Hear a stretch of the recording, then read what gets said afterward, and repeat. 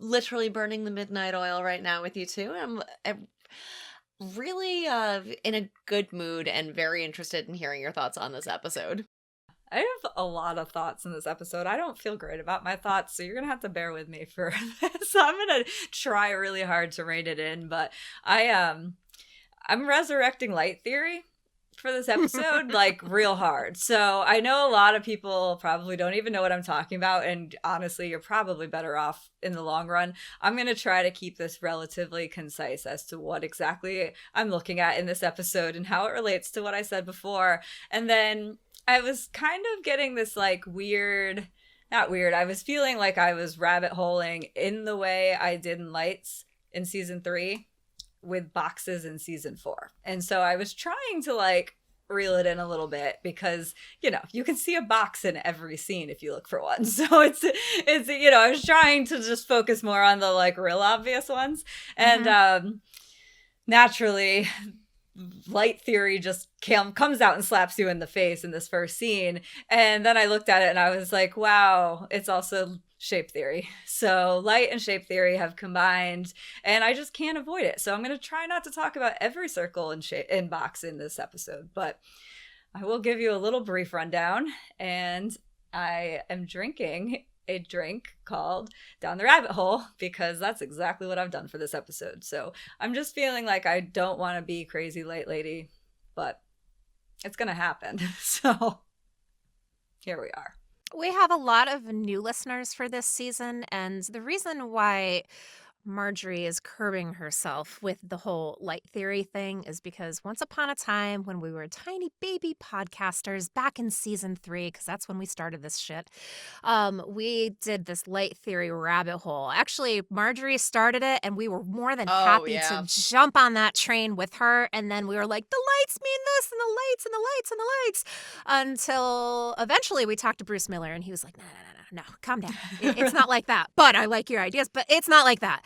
And we're like, okay, all right on. So we've been trying to reel it back in, you know? Yeah, he said like anything that was in there wasn't intentionally. It's like every department puts their own spin and like helps to build the story, but like maybe not quite as intense as y'all are thinking. And that was the issue I had, and I relived it this week because Scarlett alerted me to the first scene before I had watched it. So I kind of knew there was something coming that I needed to be refreshed on. So she had told me what episode we had talked about a very specific part of the lights. And so it is Witness, part 1. So I went back and listened to it, and you're right, it was definitely in there.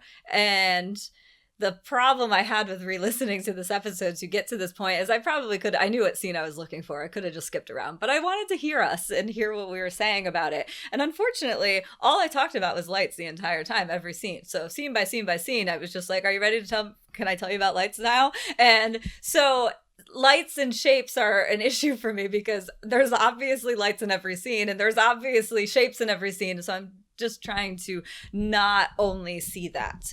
Fortunately for me, this episode is really, really dialogue rich, and I love some of these conversations. So I tried not to focus on too many lights and shapes, but we'll go there a little bit in the beginning and in the middle, probably the end too. Here I am in season 3 talking about lights. Please, I can't even look at lights the same way.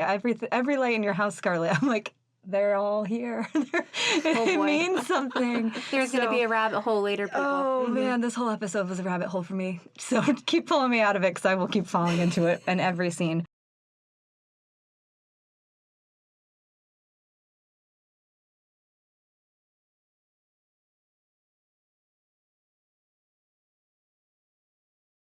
But in the basement with the lights, this is where I finally thought maybe I'm not crazy or maybe I need to be committed. I wasn't really fully paying attention to the lights in my first watch. So as I went back, I'm thinking about this scene and I was like, this is going to throw a wrench in everything I thought because there's nothing more covert and not under his eye than June sitting in this basement reading all these files.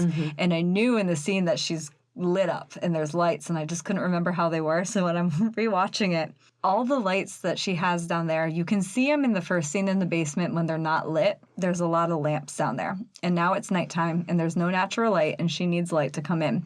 So she moves all the lamps to the middle and she's got all the files and she's sitting underneath all the lights, and all of the lights are lamps. And it's not that there's not any lamps anywhere else in the scene, in the episode, but most of the lights upstairs, and when we're talking about the office and the kitchen and the fireplaces, they're not lamps. And she has nothing but lamps. I would say there's probably like 7 lamps surrounding her. And all of the lamps have little shades like angel wings that look like handmaids. And they have a reddish tint to them in the light. And it is the creepiest thing once I realized that she is surrounded by little handmaid lamps. So cool. I love this. All of them are lamps. And I just feel like that can't possibly be a coincidence that every light that she gathers down in this basement, just in terms of props, like they must have had some kind of conversation about this because there's so many lights everywhere. Why is she surrounded by lamps in this basement? And it's because they all have those angel wing bonnets on them, just like the handmaids. So instead of being under his eye as she's laying out all her handmaid dossiers, she's under her eye, under the handmaid's eye. And it was really, really cool. And I was like, oh, that can't be a coincidence. That was when I finally thought I'm onto something here. No, If that symbolism is on point, I'm like actually teary-eyed about it. Like that's just so great.